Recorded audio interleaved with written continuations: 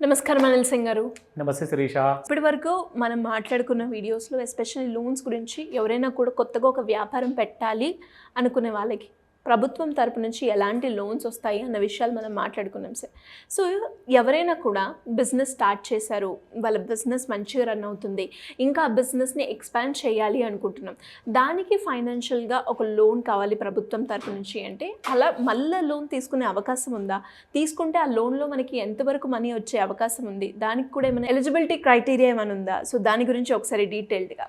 Great opportunity ఉందని చెప్తానండి. ఎందుకంటే దాదాపు ఎక్స్పాన్షన్ చేసే ముందు ఏంటంటే ఫస్ట్ టైం అప్లై చేస్తున్నట్టుగా మీరు ఇందాక ప్రశ్నలు అడిగారు.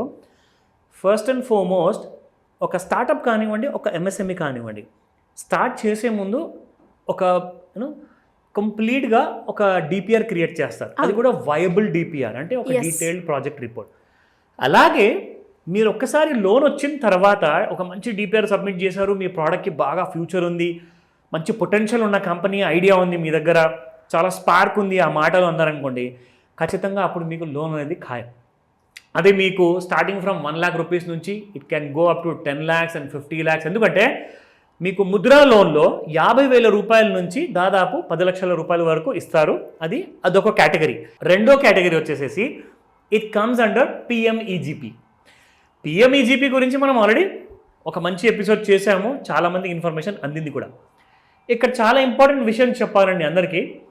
ఎంతోమంది లోకల్ బ్రాంచెస్కి వెళ్ళేసేసి అడుగుతున్నారు, మాకు ఈ స్కీమ్స్ అండర్లో లోన్స్ ఇవ్వండి అంటే లేవు, వెళ్ళిపోండి, సారీ ఈ బ్రాంచ్లో లేదు అంటున్నారు.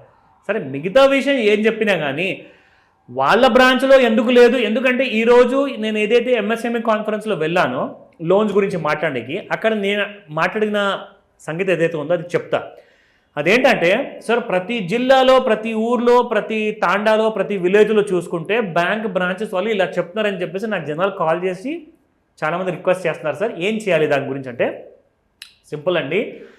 ఎందుకంటే చాలా పెద్ద పెద్ద బ్యాంక్స్ నుంచి అందరూ రిప్రజెంటేటివ్స్ వచ్చారు, లైక్ డిప్యూటీ జనరల్ మేనేజర్స్ కానివ్వండి, వీళ్ళందరూ కూడా చీఫ్ జనరల్ మేనేజర్ కానివ్వండి, అందరూ వచ్చిన తర్వాత ఏమన్నారంటే, అలాంటి ఏ బ్యాంక్ అయితే బ్రాంచ్లో మీకు ఆ ఎంప్లాయీ చెప్తారో ఫస్ట్ ఆఫ్ ఆల్ అయితే వాళ్ళది ఒక వీడియో తీసుకోండి, కెమెరా ముందు మాట్లాడమని చెప్పండి.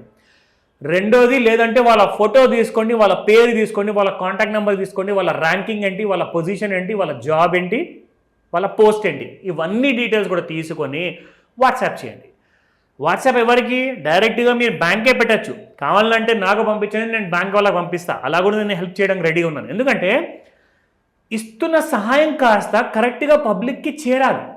అందులో ఎలిజిబుల్ పబ్లిక్కి మాత్రం 100% ఎట్టి పరిస్థితుల్లో కూడా ఇవ్వాల్సిందే, అందులో రెండో మాట లేనే లేదు.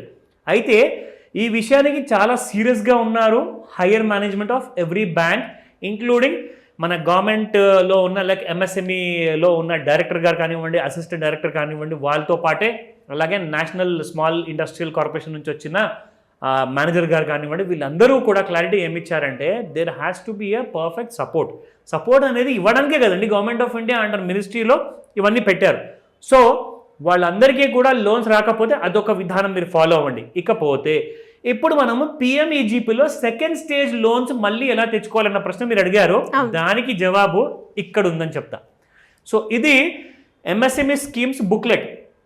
ఇది మీరు వెబ్సైట్లోకి వెళ్ళేసేసి అక్కడ నుంచి కూడా డౌన్లోడ్ చేసుకోవచ్చు, గూగుల్లో నుంచి కూడా.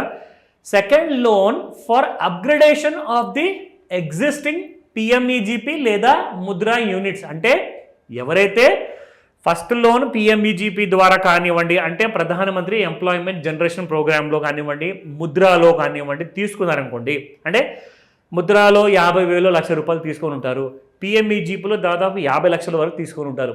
సో వాళ్ళందరికీ కూడా సెకండ్ లోన్ అసలు ఎందుకు అవసరం బాబు, మీరు అది తీసుకునేదే ఫస్ట్ మొత్తం కట్టండి అంటారు.